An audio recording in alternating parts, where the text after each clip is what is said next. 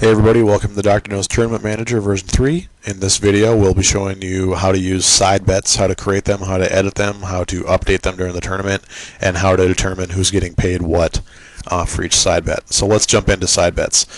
Here on the bounties and side bets panel for the tournament, I can create new side bets. Definition of a side bet really quick is a way to pay players based on something other than simply their finishing order compared to everybody else. So a bounty is a side bet. You're paying people based on how many people they've knocked out. Other things are bad beat, best hand, last longer side bets, most knockouts, different than bounties, most knockouts, and really anything else you can think of. So let's create a new side bet. Here in the new list you see all the different types of side bets I can create, and you'll notice quick that each one has either public or private after it.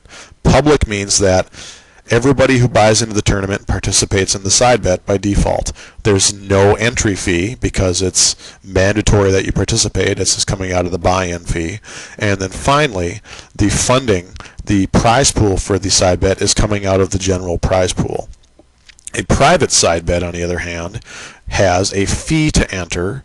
It's optional to enter, so people can decide if they want to participate or not. And the fund is simply the sum of all the entry fees for the players that have bought in. So there you go. Let's create a bad beat public side bet.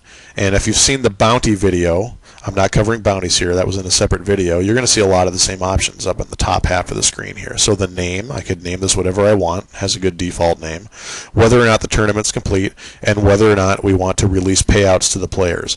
I'll always see in here how much people would get if the tournament were done right now, but I may not want that to show up on the console yet until the tournament's over, because especially with side bets, the amounts can change that you're going to pay people based on new information that's coming into you, new bad beats happening all the time. So let's say someone at the time they're eliminated is actually leading the best beat jackpot that we've got for our tournament. Do I give them the money they take off and then they end up not winning it and then I have to get it back, or what do I do? I can decide I don't want to release payouts until the tournament's over for that reason. Alright, this is a public side bet. I'm going to take $50 from the prize pool and I'm going to pay that to the winner. Actually, let's pay the top two spots. So first place is going to get 70 and second place will get 30. Okay? And now you'll see that everybody gets $3.57. What the heck is that? Well, that's because we've got $50 sitting here and it's got to go somewhere. So every side bet is going to pay out all of its funds no matter what. So right now, since I have no win candidates, everybody gets the money. Okay? And I like that. So you may decide that if that happens, you just delete the side bet and you don't give anybody any of the money and it goes all to the winners. But by default, the money's got to go somewhere. So let's enter a win candidate. So maybe Brad comes up and says, I got beat with aces full. So here we have a win candidate, and now Brad is going to get everything because he's the only win candidate. He doesn't just get 70%, he gets everything. Let's enter in another win candidate. Chu comes up to me and says, okay, I've got kings full. And initially, when I enter that, he's tied.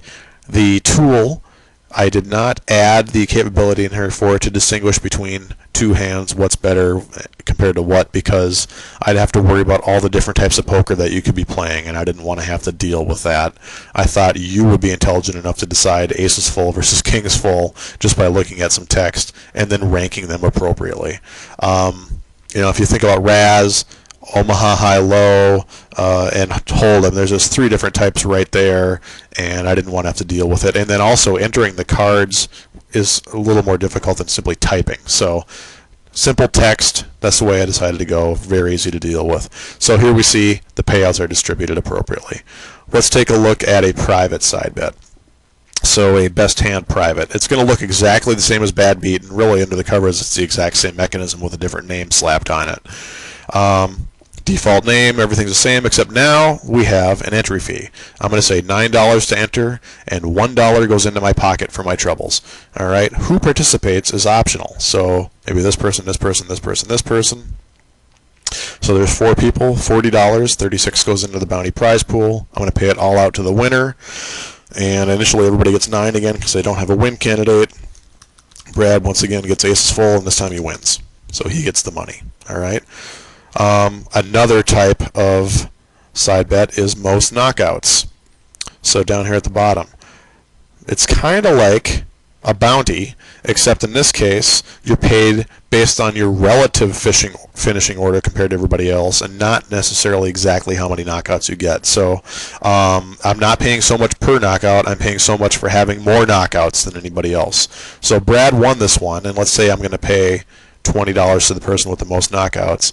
The fact that he has 6 is good enough to win. He could have 50 or 100 knockouts. He wouldn't get any more money based on that. So it's simply your relative finishing order compared to everybody else when you get sorted based on hits. That's how that works. And then there's a last longer. And you notice most knockouts and last longer are calculated for you automatically. You don't enter win candidates because it's based on the knockout log and the tournament results. So let's do a last longer public. Now in this case, last longer means the person who lasts the longest before getting knocked out for the first time. Okay, so if you did a last longer public side bet in a tournament without rebuys, that would be kind of pointless because the winner of the tournament is going to get the money. But for a tournament with rebuys, last longer public probably makes some sense, because you want to reward the person who goes the longest before they get knocked out. Now in my tournament, it happens that Brian won the tournament without getting knocked out, so he would get whatever money I did here. So you could also have a private last longer, and that's probably more common even. And then finally, if there's some other type of side bet you want to track that I don't have a type for, that's what this generic is for. So I get a lot of people saying, I want to have a crazy hat side bet, and I'm going to pay $20 to the person with the craziest hat. And let's enter a win candidate for a party hat. Brad gets it and he wins. So really could be anything. So let's take a look at the financials here. You've seen on the panel where you can see who gets what. We're here on this page. You can see summary, entry price, pool size, and what's distributed versus what's not distributed for each one. If we take a look at the tournament cash flow report, side bets show up on here too. Bounties and side bets, I'm collecting $40 from people for those, and I'm paying out to the league nothing. I am paying out to myself $4, and then $126 needs to come out of whatever funds I've collected to get paid out to the bounties and side bets. If we go to the roster panel, I can look at a special side bet specific view of the rosters, or the roster, and I can see everybody's side bet expense, how much revenue they get, and their net income from side bets. By the way, side bet expense, bounty expense, all that stuff, revenue and net, that's all things you can use in a scoring method. So if you don't want side bet junk to count inside your revenue calculations, you don't have to. You have options for that. Now let's take a look at one of the players, Brian. Dive down into his personal cash flow, and you can see side bet information here too. How much did he pay out for a side bet? How much did he get for side bets? And then what's his net income from side bet?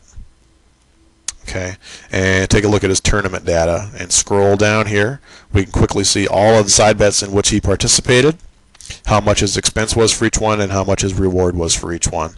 And we can actually jump straight to the side bets from here also to get more detail. So there's everything you need to know about side bets.